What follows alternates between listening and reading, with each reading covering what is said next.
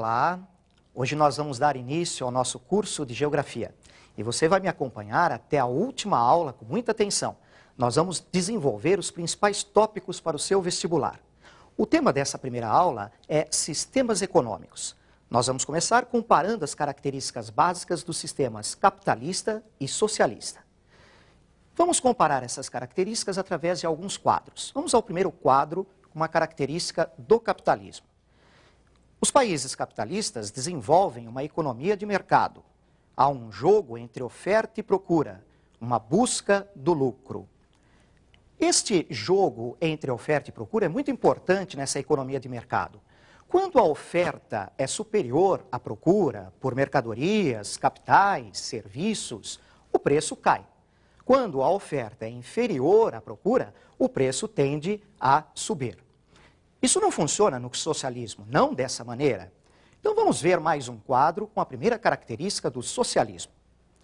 Os países socialistas desenvolvem uma economia planificada e eles vão procurar atender às necessidades sociais. Em um país socialista, há um órgão central no governo que vai elaborar um plano. Esse plano, geralmente, é válido para períodos de 5 em 5 anos.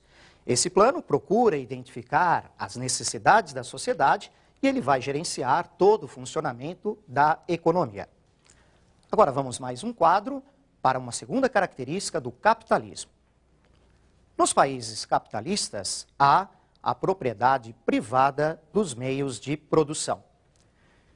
Num país capitalista, se você tem capital, você pode ser proprietário de terras, você pode ter fazendas, você pode ser proprietário de indústrias, de uma emissora de televisão, você pode ser proprietário também de uma escola, de um hospital. Estes são os meios de produção, os meios com os quais se produz mercadorias e serviços. Nos países socialistas, isso também é diferente. Vamos a mais um quadro, o segundo quadro do socialismo. Em países socialistas, os meios de produção são de propriedade estatal. Não há, portanto, essa propriedade privada. É o Estado que vai gerenciar todos os meios de produção. É o Estado que tem o controle sobre terras, indústrias e outras empresas. E através desse gerenciamento, ele vai tentar cumprir o que foi estabelecido pelo plano, ou seja, atender às necessidades sociais. Para finalizar com o capitalismo, uma terceira característica, um terceiro quadro. Duas classes sociais, a burguesia e o proletariado. Gente, essas classes sociais são definidas pela característica anterior do capitalismo que nós vimos há pouco. Se você é proprietário dos meios de produção, você vai pertencer à classe social chamada burguesia, os industriais, os banqueiros, proprietários de terras. Se você não é proprietário dos meios de produção, você vive da sua força de trabalho, que você troca por um salário, aí você pertence a essa outra classe, que é o proletariado. Vamos ver como é que funciona no socialismo? Terceiro quadro do socialismo, não existe essa divisão de classes. E por que não existe essa divisão de classes? Bom, você viu há pouco, no socialismo, todos os meios de produção estão nas mãos do Estado. Não há a propriedade privada dos meios de produção. Então é claro que nós não podemos fazer essa divisão entre burguesia e proletariado. Certo? Muito bem. É importante lembrarmos também daquela clássica divisão dos países do mundo em primeiro, segundo e terceiro mundo.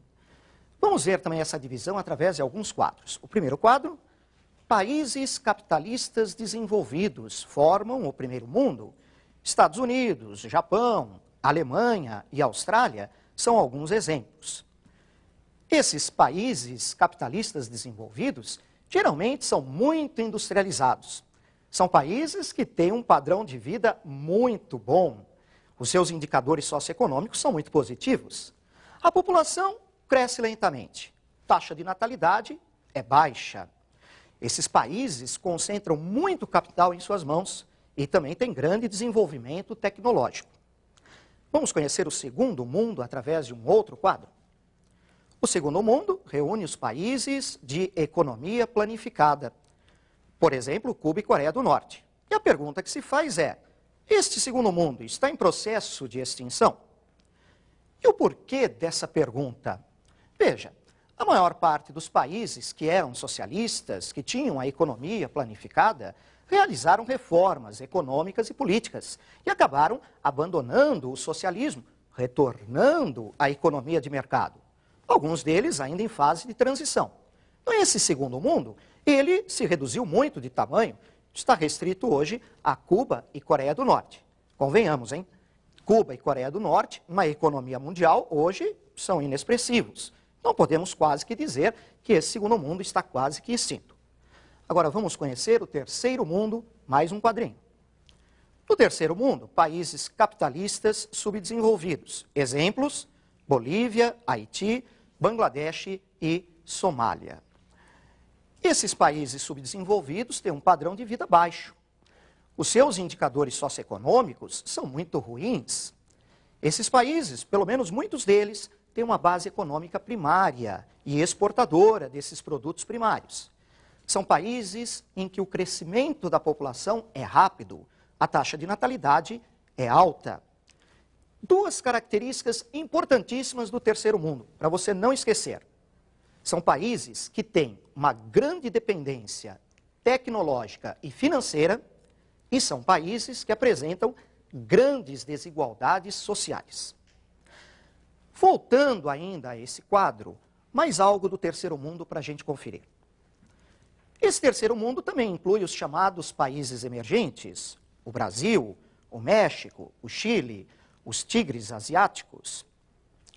Esses países emergentes já apresentam uma boa base industrial, têm até conseguido melhorar alguns dos seus indicadores socioeconômicos e vem aumentando a sua participação no comércio internacional. Mas eles também têm as características importantes do terceiro mundo, as desigualdades sociais e uma relativa dependência tecnológica e financeira.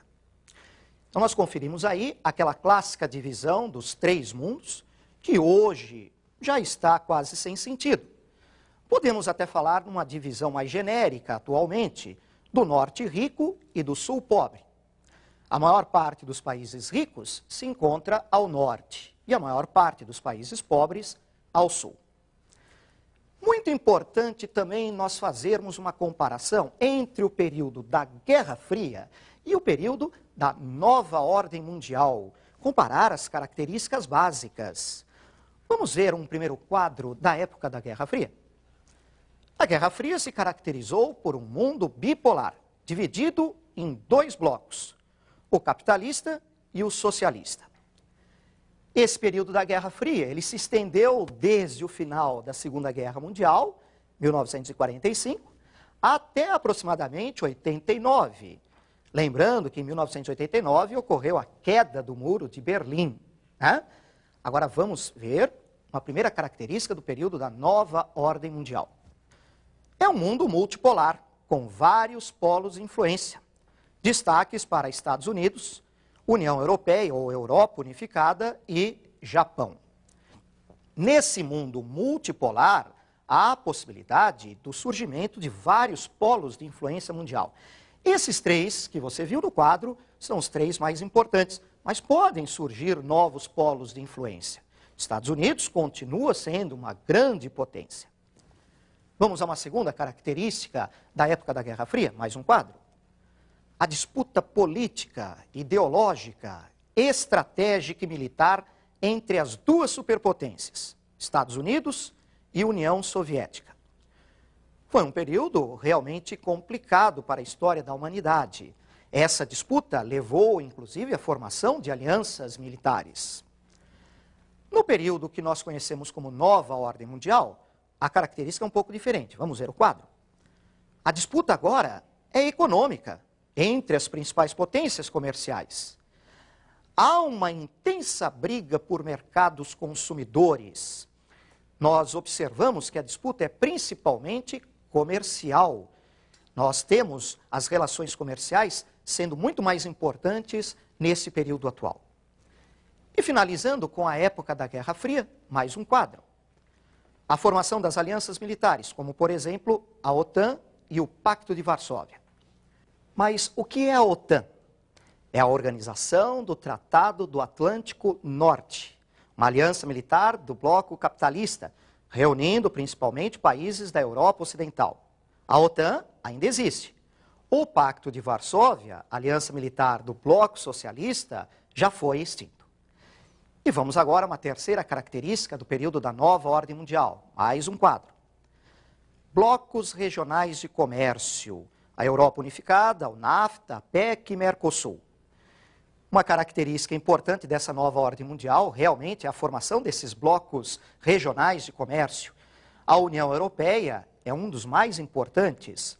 O Mercosul é um destes blocos.